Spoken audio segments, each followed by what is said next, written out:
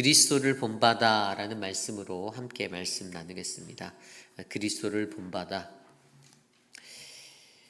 우리가 살아가고 있는 이 세상을 향하여 약육강식의 시대라고 말합니다. 말 그대로 약한 약자는 바로 강자의 먹이가 되는 그러한 사슬의 구조의 세상을 이야기하고 있습니다.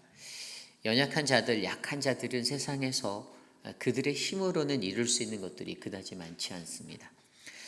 한때는 개천에서 용나는 시대가 있었지만 요즘 같은 때는 개천에서 용나는 것도 힘든 시대입니다. 그만큼 약육강식으로 찌들어진 이 세상 속에서 늘 강자들은 기세등등하고 약자들은 점점점 어려워만 가는 빈부의 격차만이 더 커지고 있는 시대가 바로 오늘날입니다. 그렇게 살다 보니 저와 여러분 우리 모두 인간들도 알게 모르게 우리들의 사고 가운데 우리의 생각 가운데 이 약육강식의 논리가 우리를 지배할 때가 있습니다. 그래서 우리들 스스로가 나는 약자구나, 또 어떤 이는 나는 강자다, 나는 갑이다 라고 생각하고 오판하며 살아갈 때가 있다는 것이죠. 그러나 이 약육강식의 것들을 뒤집는 다른 하나의 논리가 있습니다. 그것이 바로 적자생존이라는 단어입니다. 들어보셨을 거예요. 적자생존. 이게 무슨 말입니까? 무슨 뜻이죠? 적자생존? 가장 간단하게 말하면요, 가장 맞는 것, 거기에 맞는 자가 살아남는다라는 의미예요. 좀 더 풀어서 얘기하면 이 단어는 1859년도에 그 영국의 철학자 하버트 스펜서가 말했던 것입니다. 그가 말했던 것은요, 이 세상에 있는 모든 환경에 거기에 걸맞춰서 거기에 맞춰서 살아남는 것이 있는데 라는 것을 이야기하는 것입니다. 결국에 이 땅에 살아남는 것들이 있되 반면에는 그것에 적응하지 못하면 도태하게 된다라는, 사라지게 되는 것이 있다라는 원리를 우리에게 말해주고 있습니다. 제가 약육강식을 설명하며 이 적자생존이란 단어를 말씀드린 이유는 모든 그리스도인들이 살아가는 이 세상의 환경에서 우리가 적응해야 하는 것, 우리가 적합하게 적응해서 우리가 받아들여서 그것과 동화되어야 하는 하나가 있는데 그것이 바로 예수 그리스도이심을 기억하시길 바랍니다. 세상 사람들은 강한 자가 살아남는 것이 승리라고 말하겠지만 실질적으로는 적자생존이라는 단어를 통하여 살아남는 것이 성공이다라는 것입니다. 그것이 생존이에요. 그리스도인에게서 있어도 우리가 이 땅을 살아가며 이 세상을 살아가며 우리에게 생존이라는 것은 바로 우리가 그리스도에게 적응하였을 때, 그분이 바로 우리에게 딱 맞는 자가 되었을 때, 그리스도를 본받아 살아가는 거룩한 인생이 되었을 때 우리는 이 땅에서 살아남을 수 있는 존재가 될 수 있다는 사실을 기억하셔야 합니다. 오늘 우리가 읽은 로마서 15장 1절에서 13절까지의 말씀은 그러한 적자생존을 이루기 위해서 우리가 어떻게 예수 그리스도를 본받아야 하는지 사도 바울은 우리에게 말해주고 있습니다. 특별히 우리가 12장 이후에 성도에 관한 삶의 생활들의 일상적인 것들을 우리가 통해서 계속해서 배워왔고요. 바로 직전에 우리가 14장의 말씀을 통해서도 우리가 어떻게 하면 하나님의 복음에 걸맞는 사람으로서 살아갈 수 있는가, 신앙생활을 유지할 수 있는가, 공동체 내에서 서로 판단하지 아니하고 서로가 서로를 실족하지 아니하게 하고 살아가는 일상적인 것들을 우리가 배웠는데, 우리가 오늘 15장으로 넘어와서 이제 오늘 말씀을 통해서도 성도의 생활 가운데, 공동체의 생활 가운데 우리는 어떻게 살아가야 하는가, 어떻게 살아야 우리가 그리스도를 본받는 적자생존을 이룰 수 있는지를 말씀으로 함께 살펴보기 원합니다. 오늘 첫 번째로 그리스도를 본받아 우리는 믿음이 약한 자의 약점을 담당하는 자가 되어야 합니다. 오늘 말씀 1절입니다. 믿음이 강한 우리는 마땅히 믿음이 약한 자의 약점을 담당하고 자기를 기쁘게 하지 아니할 것이라. 아멘. 1절 말씀 전반부에 나와 있는 대로 믿음이 강한 우리라고 표현하고 있는데요, 여기에서 믿음이 강한 우리가 누구일까요? 유대인입니까? 이방인입니까? 바울이 누구에게 말하는 것이죠? 네, 바울이 이방인들을 향해서 말하고 있습니다. 그들을 믿음이 강한 사람이라고 얘기하지만 실질적으로 모든 그 로마서에 대한 잉글리시 스탠다드 버전에 보면 믿음이 강한 자를 특별한 단어 쓰지 않고 그냥 믿음이 있는 자 believer로 사용하였어요. 그러니까 믿음은 솔직히 말해서 믿음이 강하다, 약하다, 믿음이 좋다, 나쁘다로 표현되기보다는 그냥 믿음이 있고 믿음이 약한 존재로 우리가 표현하는 것이 가장 아름다운 표현인 것 같습니다. 사도 바울의 그 단어, 언어 구사를 따라 오늘 여기에 기록되어져 있는 믿음이 강한 우리는 이라고 표현된 하나님의 신앙에서 조금 더 가까이 하나님과 동행하고 있다라는 이 영적인 사람들, 여기에서 말하는 헬라어 호이 디나토이는 이 강한 자라는 단어로 쓰였는데 이것은 일반 육체적인 물리적으로 강한 것이 아니라 영적으로 뛰어나고 영적으로 충만한 사람을 가리켜 말합니다. 결국에 신앙의 정도에 있어서는 우리가 우리의 삶의 모습을 육적인 것들로 감당하며 살고 있는가, 아니면 내가 영적인 것으로 주님과 교제하고 소통하며 살고 있는가가 믿음이 강하고 믿음이 있고 믿음이 연약한 자의 모습을 나누게 한다는 것을 기억하셔야 합니다.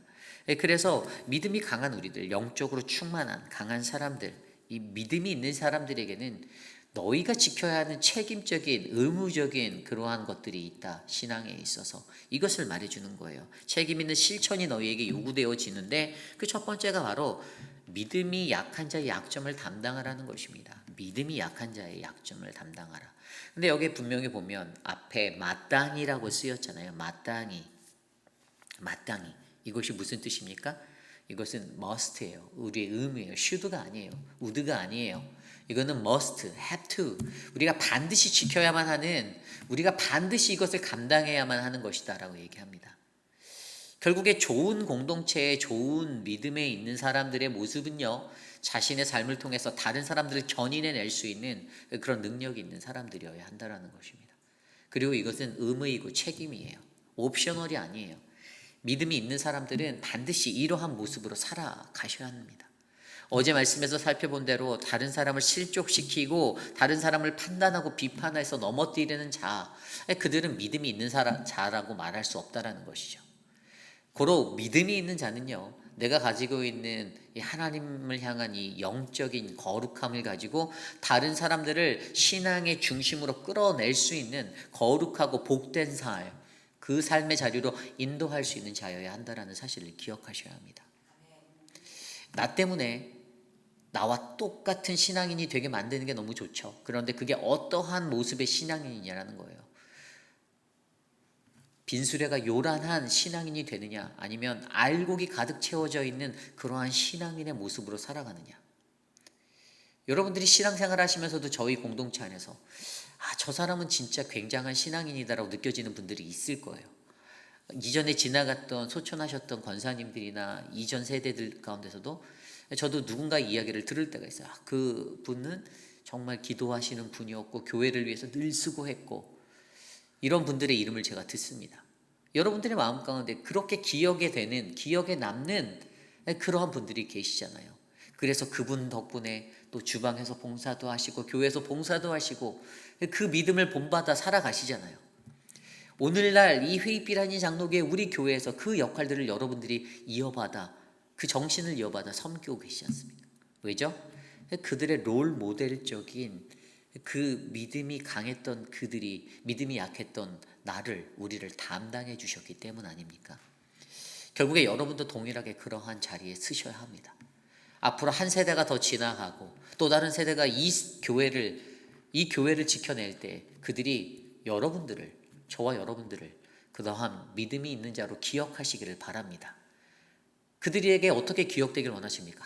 그분은 말만 많고 그분은 입만 살았어, 이런 자들로 기억되고 싶으십니까? 아니요. 그분 때문에 내가 오늘 거룩하고 복된 하나님 나라를 향해 오늘도 내가 아낌없이 헌신할 수 있어, 이 결단을 드릴 수 있는 그 믿음의 사람들로 여러분들이 약한 자들의 믿음을 감당해 주시기를 간절히 부탁드립니다. 그러므로 오늘을 살아가는 저와 여러분들, 이 약한 자의 약점을 돌아보는 거, 다시 말하면 어떤 겁니까? 우리 형제의 연약함들을 돌아보는 거. 믿음이 있는 강한 사람들은 마땅하게 연약한 주변에 있는 사람들, 신앙적으로 연약해서 연약한 자들을 돌아보아 그들과 함께 하나님 나라로 나아가는 거룩한 주의 백성이 되실 줄 믿습니다. 그러므로 저와 여러분들 안에 이 은혜의 삶이 넘치기를 간절히 소망합니다. 이것이 오늘 말씀의 첫 번째, 그리스도를 본받아 믿음이 약한 자의 약점을 담당하라입니다. 오늘 그리스도를 본받아 두 번째 모습은요, 바로 기쁘게 하라입니다. 기쁘게 하라. 오늘 말씀 2절에 이렇게 나와 있습니다. 우리 각 사람이 이웃을 기쁘게 하되 선을 이루고 덕을 세우도록 할지니라. 아멘. 자기를 기쁘게 하는 것이 아니다라고 설명했죠. 1절 후반부에. 믿음이 있는 자는요, 자기를 기쁘게 하지 아니할 것이라. 그 말에 이어서 2절에 자기를 기쁘게 하지 아니하는 자, 그 사람은 각 사람이 이웃을 기쁘게 하고 또 어떻게 해요? 하나님을 기쁘게 하는 그러한 삶이 되어야 한다라고 설명하고 있습니다. 이웃을 기쁘게, 하나님을 기쁘게. 그러면서 3절 말씀에 뭐라고 말합니까? 그리스도께서, 예수 그리스도는요, 자기를 기쁘게 하지 아니하셨다라고 설명합니다. 예수 그리스도를 모범 대신 예수 그리스도를 보여주며 말하며 예수 그리스도도 자기 스스로는 절대로 기쁘게 하지 않았음을 강조하죠. 자기를 기쁘게 하지 않고 오히려 이웃과 하나님을 기쁘게 하기 위해서 살았던 그 인생 되셨던 예수 그리스도를 목격하고 바라보게 만듭니다. 오늘 이 시대를 살아가는 저와 여러분들, 우리의 삶 속에서도 이웃을 기쁘게, 하나님을 기쁘게 하는 인생이 되시기를 소망합니다. 그렇다면 어떻게 해야 이 삶을 이룰까요? 어떻게 해야 내가 이웃을 기쁘게, 하나님을 기쁘게 할 수 있을까? 한 번쯤 고민해 보셔야 하지 않겠습니까? 첫 번째로 오늘 3절, 2절 말씀에 나온 대로 선을 이루고 덕을 세우는 것이 중요합니다. 어제 주일 말씀을 통해서 우리가 그저께의 말씀을 통해서 묵상했던 거예요. 선을 이루고 덕을 세운다. 선이란 무엇입니까? 하나님의 속성이라고 말씀드렸습니다. 하나님의 속성, 하나님은 사랑이시다는 그 속성인 이 선을 이루는 것, 그리스도인은 선을 드러내기 위해, 하나님의 사랑을 드러내기 위해 사셔야 한다는 것입니다. 저와 여러분들이 하나님의 사랑을 나타내는 그러한 존재가 되기를 소망합니다. 그리고 덕을 세운다는 것은 무엇입니까? 덕이라는 것은요, 다른 나와 함께하는 자들로 하여금 나를 바라보고 그들이 하나님의 은혜와 사랑에 거하도록, 그곳에 이르도록 인도하는 것입니다. 나의 모습 하나하나가, 행동 하나하나가 그래서 중요하다라는 것입니다. 내 말 한마디 한마디, 그것이 중요하다라는 것입니다. 그것을 통해 하나님은 공동체 안에 덕을 세우기 원한다라는 것입니다. 그러니 매사에 조심하라고 우리가 말씀으로 배웠지 않습니까? 조심하고 또 조심하고 다시 한번 생각하고 또 생각하고, 그래서 하나님을 기쁘게 하고 이웃을 기쁘게 하기 위해 선을 이루고 덕을 세우는 그러한 모습이 우리에게 일어나야 할 줄 믿습니다. 두 번째 방법으로는 어떤 것이 있냐면 바로 다른 이의 유익을 구하지 않는 것입니다. 고린도전서 10장 32절 33절 말씀에 유대인에게나 헬라인에게나 하나님의 교회나 거치는 자가 되지 말고 나와 같이 모든 일에 모든 사람을 기쁘게 하여 자신의 유익을 구하지 아니하고 많은 사람의 유익을 구하여 그들로 구원을 받게 하라라고 말씀하십니다. 사도 바울이 고린도 교회를 향해서 선포했던 말씀 가운데 헬라인이나 유대인에게나 모든 이들에게, 그들에게 하나님의 교회에서 걸림돌이 되는 그러한 방해가 되는 거치는 돌과 같은 그러한 장애물이 되지 말라라고 말씀하십니다. 그리고 모든 사람을 기쁘게 하고 자신의 유익을 구하지 아니하며 많은 사람들의 유익을 구하여 그들로 하여금 구원에 이르도록 하라. 우리가 그들을 기쁘게 해야 하는 이유는 그것을 통하여 그들이 구원에 이를 수 있다는 사실입니다. 내가 만약에 그들을 기쁘게 하지 못한다면 그들이 넘어짐이 되고 구원에 이를 수 없는 그 절망 가운데 서게 될 것입니다. 그러므로 오늘 우리가 기쁘게 살아가야 하는 것, 이웃을 기쁘게, 하나님을 기쁘게, 하나입니다. 다른 이에게 유익을 주는 것, 바로 구원에 이르게 함을 이루기 위함입니다. 오늘 이곳에 계신 저와 여러분들이 그러한 인생을 살아내시는 모든 분들이 되길 원합니다. 그리고 기쁘게 하는 세 번째 마지막 방법이 있는데요. 그것은 바로 로마서 12장 1절에 나왔던 말씀입니다.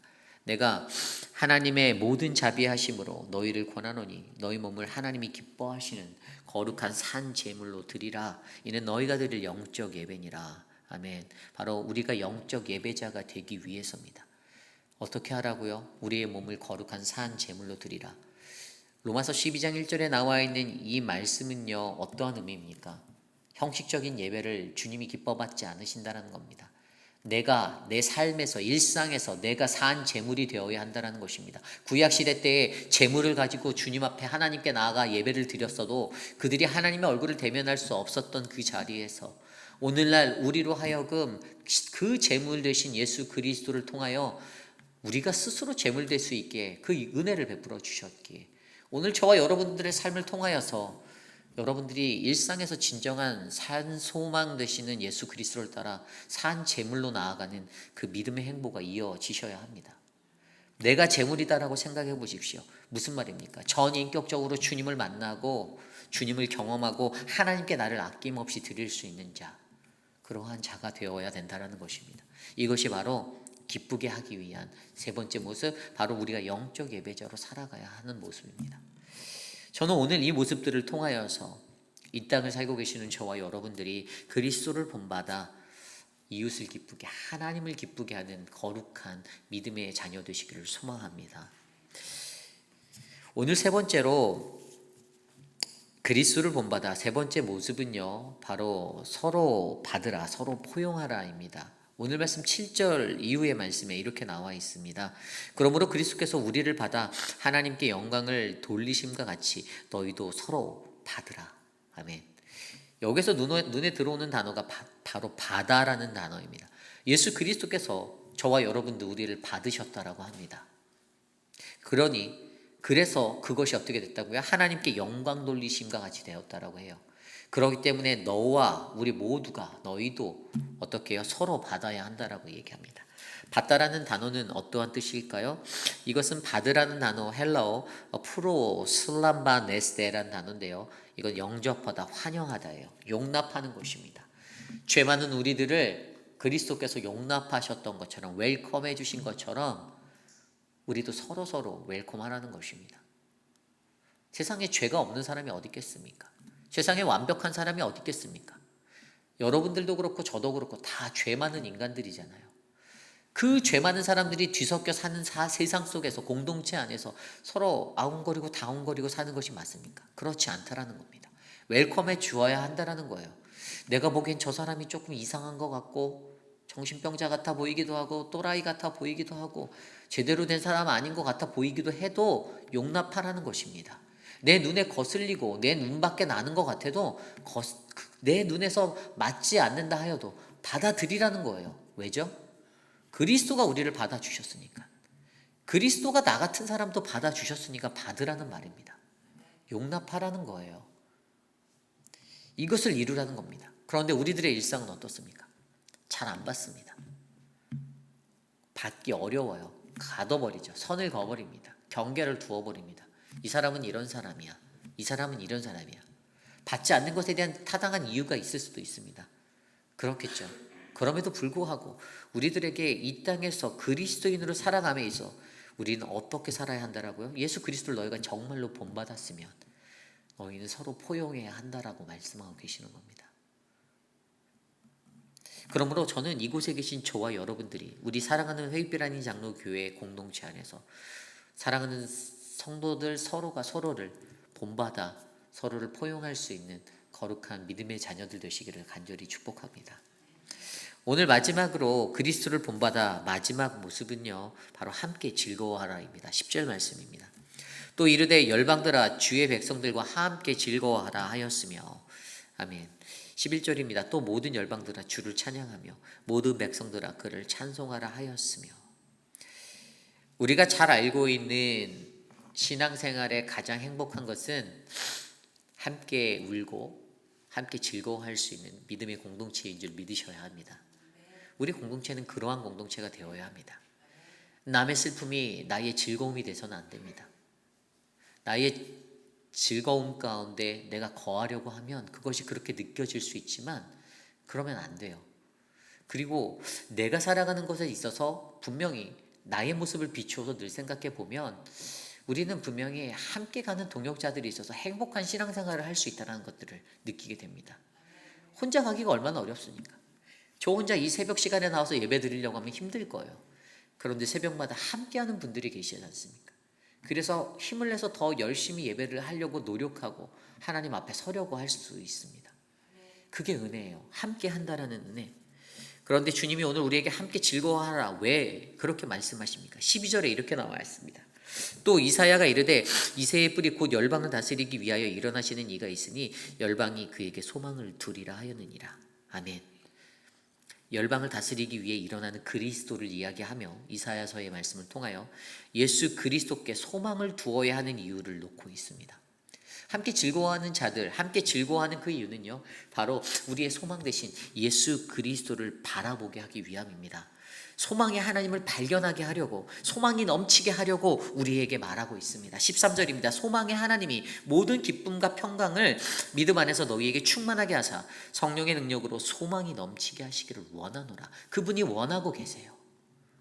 그분이 우리로 하여금 함께 즐거워하는 것에는 이 목적을 두고 이끌어가고 계십니다. 그래서 어떻게 찬송과 찬양, 그분을 높이는 것을 통하여서 우리로 하여금 소망의 하나님을 발견하게 하려는 것입니다. 소망이란 것이 무엇입니까? 진정한 소망이 무엇인가요?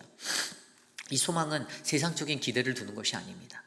믿음 안에 살아가는 거룩한 백성들은 하나님의 영성으로 영생을 얻기 위해 이 자리에 모였습니다. 우리가 소망을 두는 것은 이 땅의 만족과 이 땅의 부유함이 아니지 않습니까?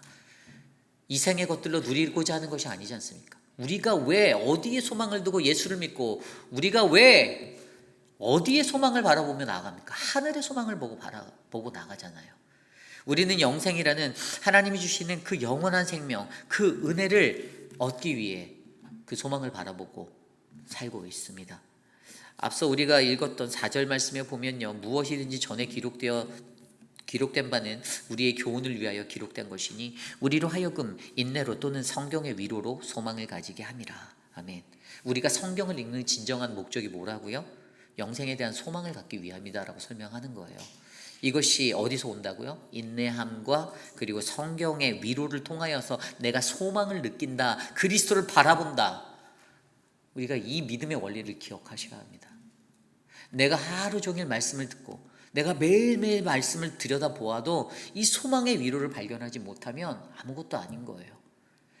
그래서 하나님의 말씀을 통하여 드러내고 있는 그 소망의 위로, 하나님, 소망의 하나님, 바로 예수 그리스도께 소망을 두는 거룩한 인생이 우리들의 삶 가운데 일어나기를 소망합니다.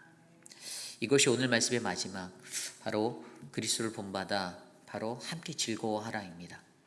오늘 우리는 말씀을 통하여 그리스도를 본받는 자는요, 이 땅에서 믿음이 약한 자의 약점을 담당하고 또 이웃과 하나님을 기쁘게 하고 또 서로를 포용하고 용납하고 또 함께 즐거워한다라는 것들을 배웠습니다. 우리가 잘 알고 있는 토마스 아 캠퍼스라는 사람이 이 사람은 평생을 그리스도를 본받기 위해 몸부림치며 살았던 사람이에요. 이 사람이 썼던 그 그리스도를 본받아라는 그 책을 통해서 마르틴 루터나 존 칼빈 같은, 존 웨슬리 이런 여러 사람들이 지대한 신학적인 영향을 받았습니다. 어떻게 하면 내가 일생 가운데 그리스도를 본받을 수 있을까? 그가 그의 책에서 이렇게 말합니다.